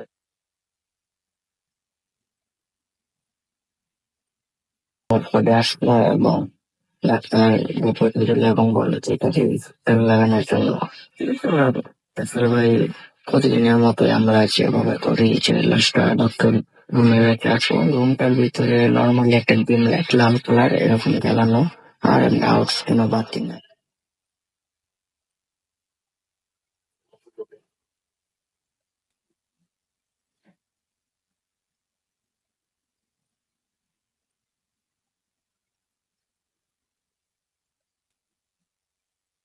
এটা তো হঠাৎ করে যখন একটি থানা অংশ তেল লাগাচ্ছিলাম ভিতরে অংশ থেকে এমন সময় হঠাৎ করে লাইট অফ হয়ে যায়। আমি তার কোনো মানে বুঝতে পারি না এবং যখন লাইট অফ হয়ে যায় আমি তখন যে হাত দিয়ে আমি অন্য আরেকটি লাইট জ্বালানোর জন্য বোর্ড খুঁজছিলাম, কিবোর্ডটা লাইটের সুইচ আমি পাই না। হঠাৎ করে আমি যেন আরো শরীরে আমার মানে আসলে বলতে পারছি না যে আমি কারো কাজ করলাম, আমি সিলিং আমি কাউকে কাজ করেছি এবং সে দাঁড়িয়ে আছে। হঠাৎ করে আমি দেখি যে লাইটটা জ্বলে উঠছে এবং যে মরা দেহটাতে আমি তেল লাগাচ্ছি সেই লোকটাই আমার সামনে দাঁড়িয়ে আছে।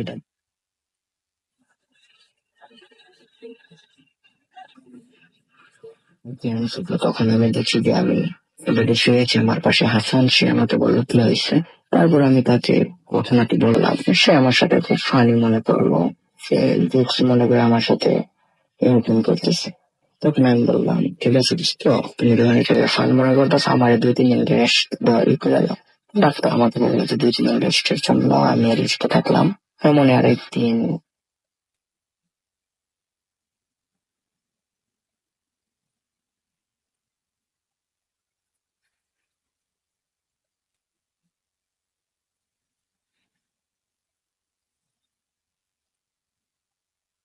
ঘটছে সেরকম একটা ঘটনা আমার সাথে ঘটে গেছে গত রাত্রে।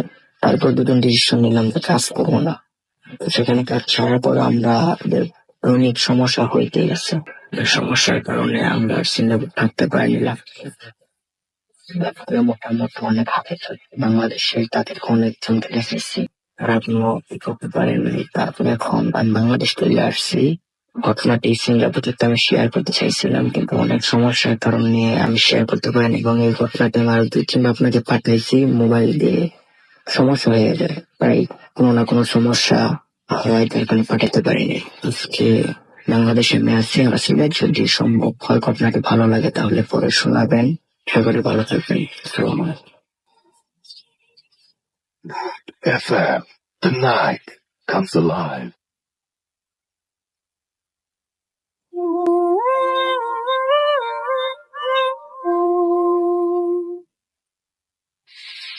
That's right, welcome back. ঘড়িতে সময় রাত 1:31। আমরা কোনো কথা না বলে আমরা চলে যাই আমাদের পরবর্তী অতিথির কাছে এবং সরাসরি তার ঘটনা চলে যাব আমরা। আপনার নামটা একটু প্লিজ বলবেন, তারপর আপনার ঘটনাটা। রাসেল ভাই, হ্যালো লিসনার্স, আমি নন উত্তরা দক্ষিণখান থেকে। তো রাসেল ভাই, আমি যে স্টোরিটা শেয়ার করবো এটা প্রায় আমার গ্রামের একটি বর্তমানে একটি পরিত্যক্ত ঘেরকে কেন্দ্র করে। তো রাসেল ভাই শুরু করি। আমাদের গ্রাম হচ্ছে নড়াইল জেলার গাছবাড়িয়া গ্রাম। তো এখানে আনুমানিক 3-4 বছর আগে একটি লোক ও তার শ্বশুর মানে গ্রামে থাকে না, ওই যে বিশাল ধান ক্ষেত, মানে অনেক জায়গা কেন্দ্র করে।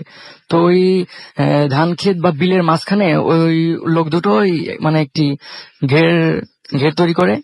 তো ভাইয়া এখন বর্ষার সিজন যাওয়ায় এখন আনুমানিক পুরা বিলটাতেই 8 থেকে 9 ফিট পানি। তো ওই ঘেরে যেতে এখন নৌকা নিয়ে যেতে হয়। তো ভাইয়া যখন ঘেরটা তৈরি করে তখন আমাদের গ্রামে কুষ্টিয়ার একটি লোক ছিল নাম ইব্রাহিম। তো সেই ইব্রাহিমকে কন্ট্রাক্টে দেওয়া হয় সেই ঘেরটা।